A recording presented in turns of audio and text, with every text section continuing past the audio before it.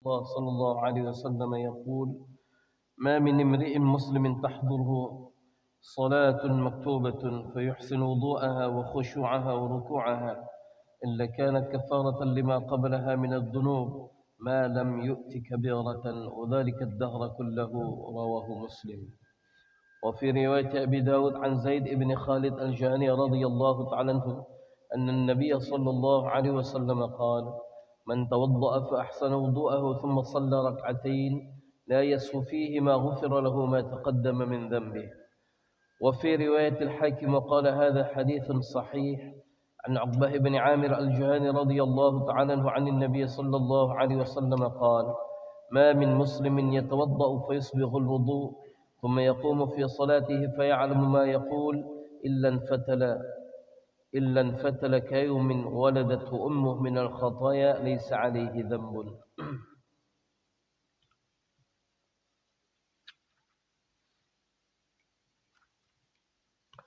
Dari Utsman radhiyallahu ta'ala anhu ia berkata, sungguh aku telah mendengar yang mulia Nabi Agung Baginda Rasulullah sallallahu alaihi wasallam telah bersabda, jika seorang muslim menunaikan salat fardunya dengan wuduk yang sempurna, khusyuk dan rukuknya baik, maka pasti salatnya itu akan menjadi penghapus dosa-dosa sebelumnya selagi ia tidak melakukan dosa-dosa besar. Dan hal ini akan berlaku untuk selama-lamanya. Hadis riwayat al-Imam Muslim. Diulangi dari Utsman radhiyallahu ta'ala anhu ia berkata, sungguh aku telah mendengar yang mulia Nabi Agung Baginda Rasulullah sallallahu alaihi wasallam telah bersabda, jika seorang muslim menunaikan salat fardunya dengan wuduk yang sempurna, khusyuk dan rukuknya juga baik, maka sungguh pasti salatnya itu akan menjadi penghapus dosa-dosa sebelumnya selama ia tidak melakukan dosa-dosa besar. Hal ini berlaku untuk selama-lamanya. Hadis riwayat al-Imam Muslim. Di dalam hadis yang diriwayatkan oleh al-Imam Abu Daud dari Zaid bin Khalid al-Juhani radhiyallahu ta'ala anhu, bahwasanya yang mulia Nabi Agung Baginda Rasulullah sallallahu alaihi wasallam telah bersabda, barang siapa yang berwuduk dengan baik lalu ia salat 2 rakaat tanpa lalai dalam salatnya, maka diampuni baginya akan dosa-dosanya yang telah lalu. Diulangi dari Zaid bin Khalid al-Juhani radhiyallahu ta'ala anhu, bahwasanya yang mulia Nabi Agung Baginda Rasulullah sallallahu alaihi wasallam telah bersabda, barang siapa yang berwuduk dengan baik lalu ia salat 2 rakaat tanpa lalai di dalam salatnya, maka sungguh pasti diampuni baginya dosa-dosanya yang telah lalu. Hadis riwayat al-Imam Abu Daud. Di dalam kitab Syarah Sunan Abi Daud oleh al-Imam Al-Aini, tidak lalai dalam salat maksudnya adalah lalai dalam salat hanya akan terjadi jika hati sibuk dengan urusan dunia. Jika telah terputus rasa ketergantungan kepada dunia dan tawajuh secara total kepada Allah, maka dosanya yang telah lampau akan diampuni oleh Allah, kecuali dosa-dosa besar dan dosa yang berhubungan dengan hak-hak hamba-hamba Allah. Jadi kalau urusannya itu dosa kaitannya dengan sesama hamba-hamba Allah, ya penyelesaiannya tetap untuk mendapatkan halalan, kemaafan, redha dari hamba Allah. Ini maksud dosa-dosa sini adalah dosa yang berkaitan dengan hubungan kita kepada Allah. Tapi kalau hubungan kita dengan sesama hamba Allah, tetap harus melalui maaf, halalan, redha dari orang yang telah ada hubungan kezaliman antara kita dengan mereka. Di dalam hadis yang diriwayatkan oleh al-Imam Al-Hakim, dan beliau menjelaskan bahawa hadis ini adalah sahih, dari Uqbah bin Amir al-Juhani radhiyallahu ta'ala anhu, dari yang mulia Nabi Agung Baginda Rasulullah sallallahu alaihi wasallam, beliau telah bersabda, setiap muslim yang berwuduk dengan baik lalu ia berdiri di dalam salatnya dan ia faham apa yang dia ucapkan di dalam salatnya, maka sungguh pasti ia akan terbebas dari dosa-dosanya persis sebagaimana hari ia dilahirkan oleh ibunya, tanpa ada dosa satupun di dalam dirinya. Hadis riwayat Imam Al-Hakim. Diulangi dari Uqbah bin Amir Al-Juhani radhiyallahu taala anhu. Dari yang mulia Nabi Agung baginda Rasulullah sallallahu alaihi wasallam, beliau telah bersabda, setiap muslim yang berwudu dengan baik, lalu ia berdiri untuk salat dan ia faham apa yang ia ucapkan di dalam salatnya, maka sungguh pasti ia akan terbebas dari dosa-dosanya. Illan fatala, ia akan terbebas dari dosa-dosanya. Kayaumin, persis sebagaimana hari waladathu ummuhu, hari di mana ibunya melahirkannya. Minal khata'iyya, bebas dari dosa-dosanya, kesalahan-kesalahan. Laisa alaihi dzambun, tidak ada satu dosa pun padanya. Hadis riwayat Al-Imam Al-Hakim. Ini dimuliakan oleh Allah Ta'ala. Pelan-pelan kita belajar mulai daripada taharah yang benar, istinja yang benar, kemudian taharah yang benar. Taharah ini mulai dari mandi kita, mandi yang benar, mandi dari hadas besar, cara mandinya benar.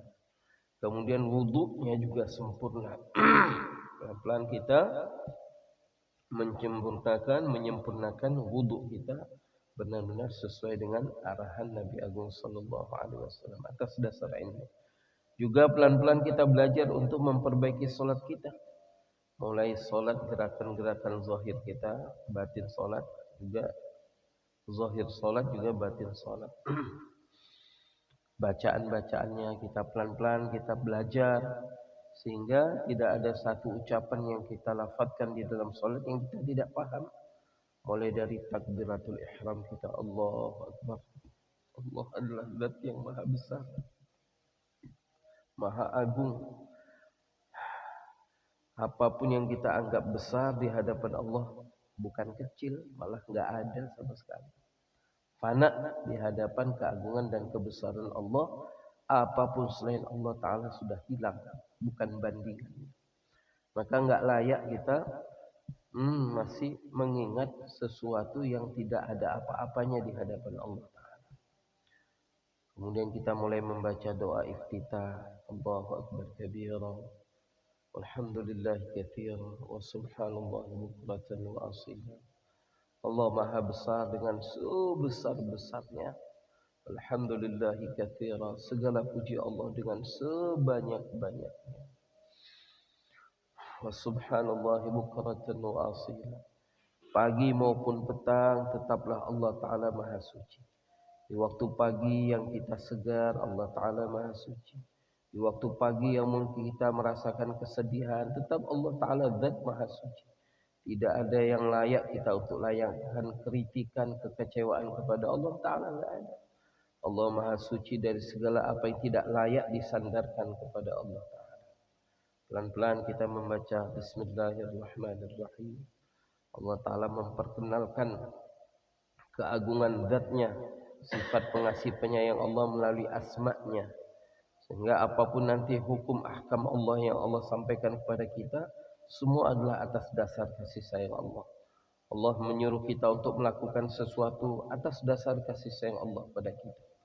Allah itu melarang kita sesuatu dari sesuatu bukan untuk menghalang-halangi kebahagiaan kita, tidak. Allah melarang kita berzina, itu untuk kebahagiaan kita. Allah melarang kita minum khamar, itu untuk kebahagiaan kita. Allah melarang kita merampas hak saudara kita, itu juga untuk ketenangan jiwa kita. Ulama mengatakan orang yang mengambil hak yang bukan haknya, dia pasti akan diliputi oleh kegelisahan dan ketakutan.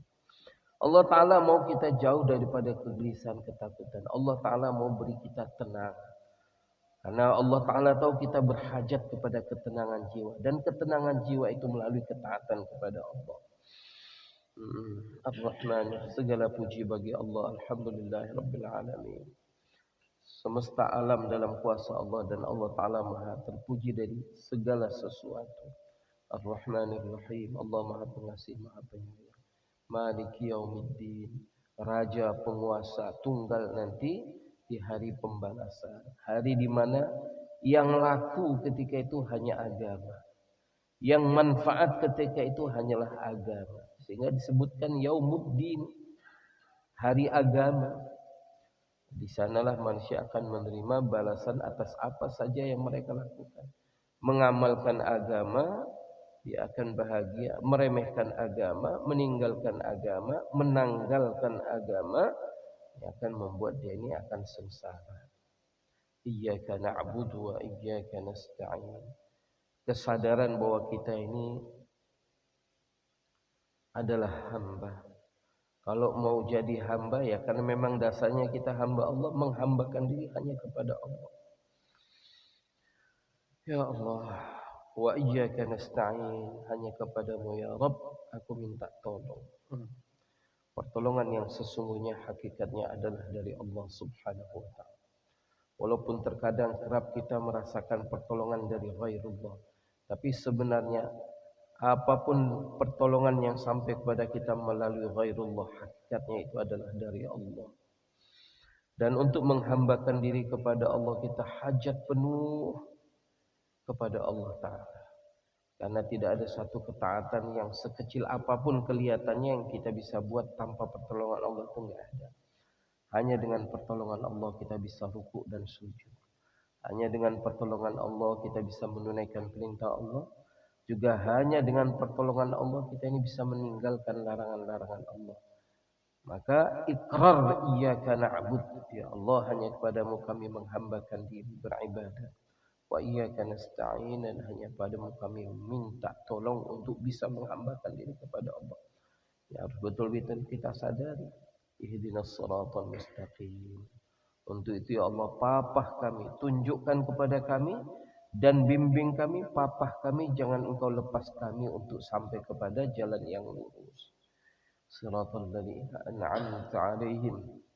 Jalan yang lurus itu siapa? Jalannya orang-orang yang telah mendapat nikmat atas mereka.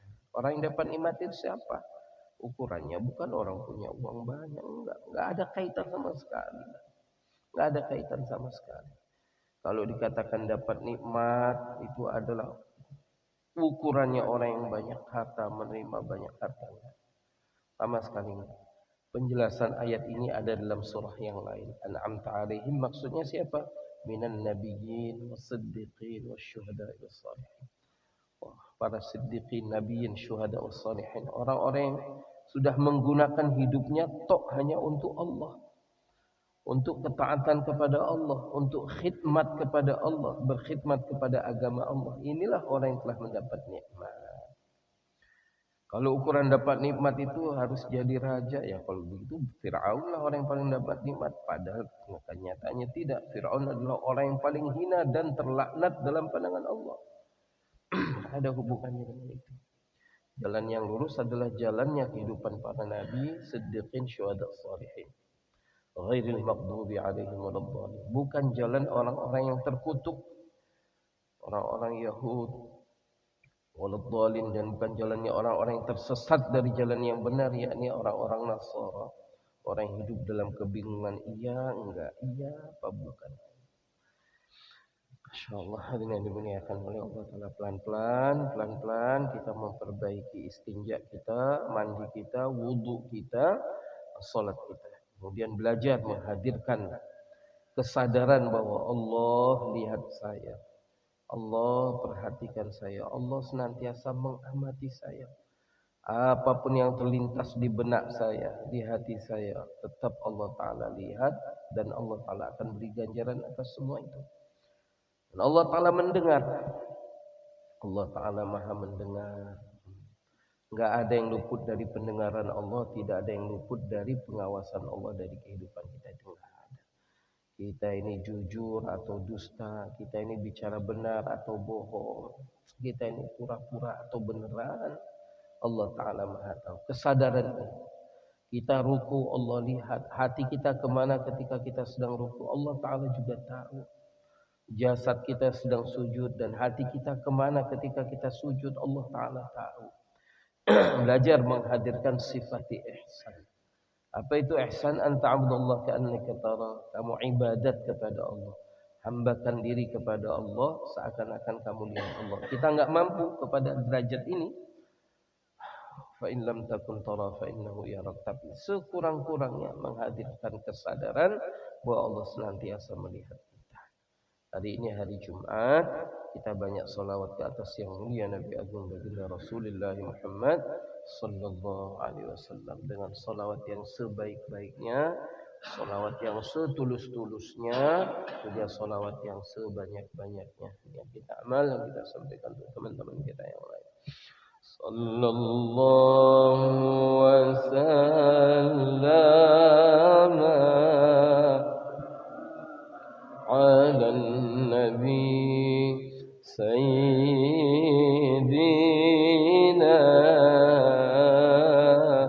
Muhammadin wa alihi wa sahbihi ajma'in.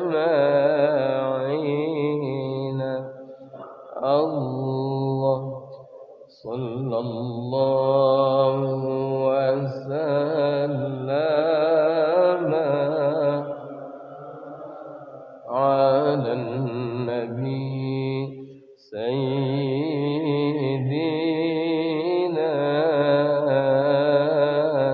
Muhammadin wa alihi